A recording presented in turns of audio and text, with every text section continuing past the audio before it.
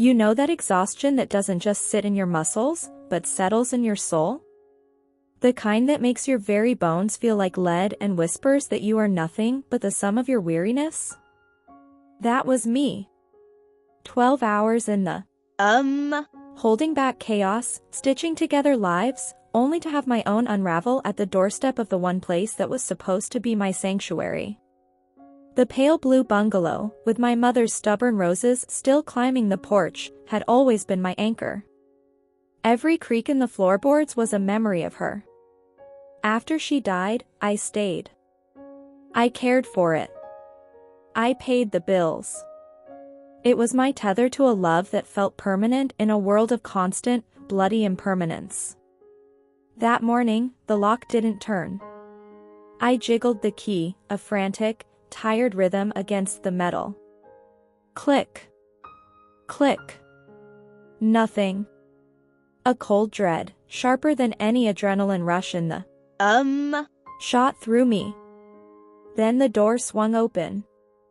Linda, my stepmother, stood there, perfectly coiffed, holding a steaming mug of coffee like a scepter. Behind her, my stepbrother Marcus was sprawled on my mother's couch, surrounded by pizza boxes, lost in a video game. "Oh," she said, a smirk playing on her lips. "You're back early." "Linda, my key doesn't work." "That's because we changed the locks." Her voice was syrup and steel. "If you want to live here, Anna, it's going to cost you $30,000. Back rent. Wear and tear. Marcus needs funds for his Europe trip. You're a nurse. You can handle it." The world tilted. The sounds of Marcus's game and his lazy laughter became a grotesque soundtrack to her words. $30,000. The number wasn't just a demand for money, it was the price tag she'd put on my place in what I thought was my family. It was the value of my years of caregiving, my financial support, my very presence, all quantified and dismissed. "Does Dad know about this?" "Oh, sweetie," she tilted her head, a pantomime of pity that made my skin crawl. "Your dad's in Qatar for months. This is my house. My rules. My house." Those two words were a desecration. They erased my mother's memory, my father's promise, my entire history within those walls. I didn't scream. I didn't cry.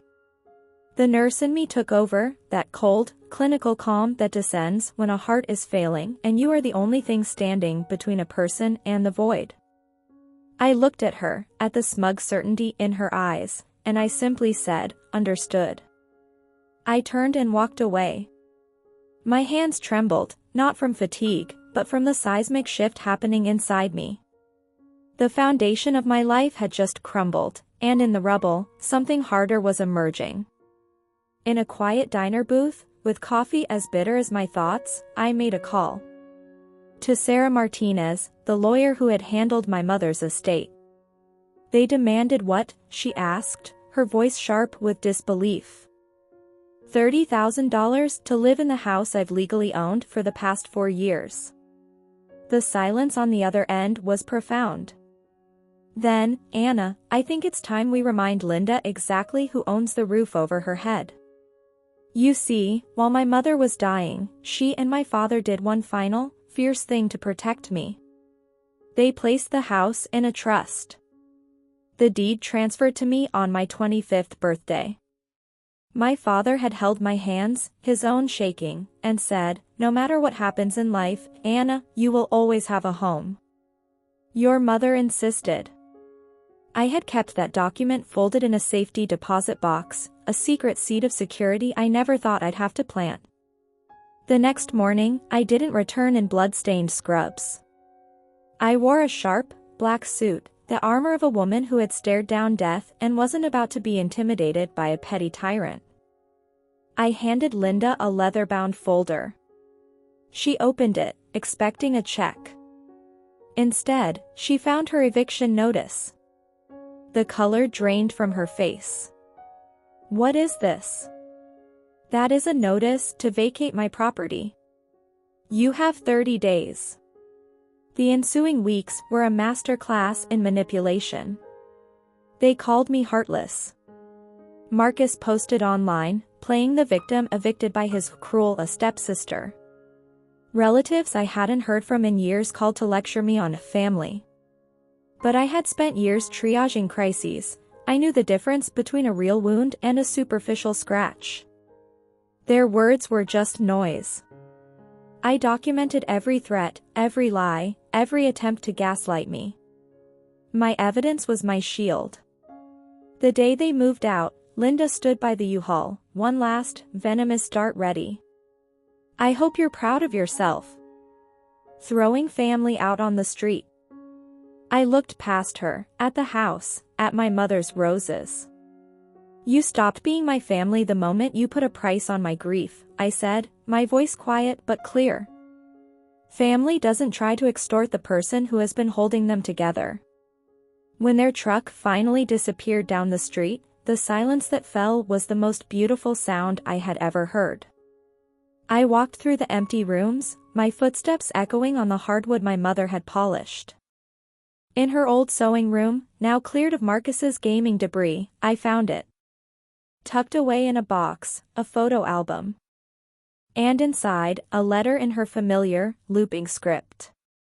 My dearest Anna, a house is just wood and paint. A home is built on respect, unconditional love, and the courage to stand up for yourself. Never, ever let anyone make you feel like a guest in your own life. I sank to the floor, the album in my lap, and finally let the tears come. They weren't tears of sadness for what I'd lost, but of release for the truth I had finally embraced. When my father returned, he found me not broken, but rebuilt. Linda had already sent him divorce papers, spinning a tale of my cruelty. He listened, then simply pulled me into a hug. I knew, he whispered into my hair. I knew what she was. I went overseas to give you the space to see it for yourself, and the strength to do what I couldn't. Your mother would be so proud of the woman you've become. This was never just about a house. It was about exhuming the woman I was before I started making myself small to fit into someone else's idea of family. It was about learning that the most critical triage isn't always performed in a hospital. Sometimes, it's the life-saving act of stitching your own spirit back together. And sometimes, the person you save has been waiting right there, inside you, all along.